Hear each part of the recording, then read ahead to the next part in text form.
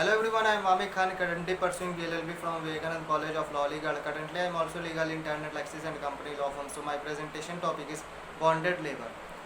So slavery, despite being a disgrace to humanity, has been there for a long time and has been resisted for almost as long as it has existed.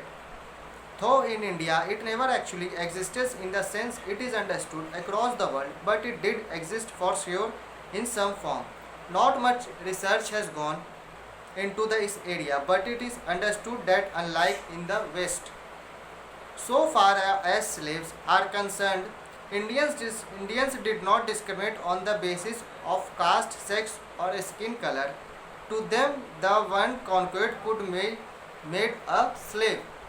However, Indian slavery predates the Western one by centuries, and when slavery was its peak in the West, here in India, the sun had already set on it long ago. Another distinction that appears to be there is that in India, a slave did not have to be a slave of one man or the other all his life.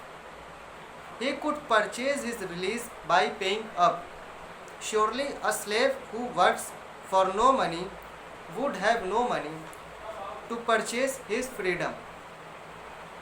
But the option did exist, unlike in the West, where blacks were enslaved and sold and purchased with no option but to remain slaves all their lives. In India, slavery, however, stayed in a different form, bonded labor. This form of slavery, though not of the kind covered under the conventional understanding of tied term, is slavery in a milder form. During times of need, wealthy zamindars or tradesmen would lend some money to the needy poor, and when the fellow was not able to pay the loan with the interest, he was made to work for the lender. This is a major problem as long time. Such persons often failed in repaying the loan in their lifetime, and their son or sons would have also have to work for the lender to repay. The money the lender gave was bare subsistence. It is estimated that there are some 25 lakh bonded laborers in India. The practice continues despite the fact that forced labor is prohibited under the Constitution of India and the Bonded Labor System Abolition Act 1976. The social activist took the initiative and started filing case in the public interest litigation. The court, considering its a menace, insisted not only on their release but also their proper rehabilitation.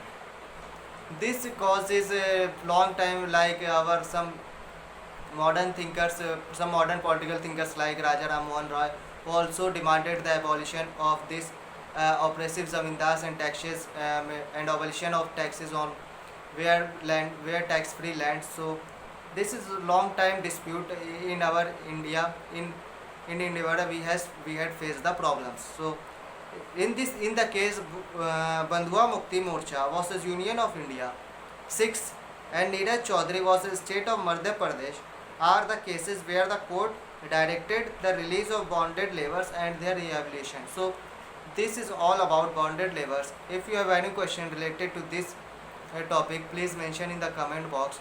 And this video is not for any kind of promotion, advertisement, etc., etc. It is only for education purpose.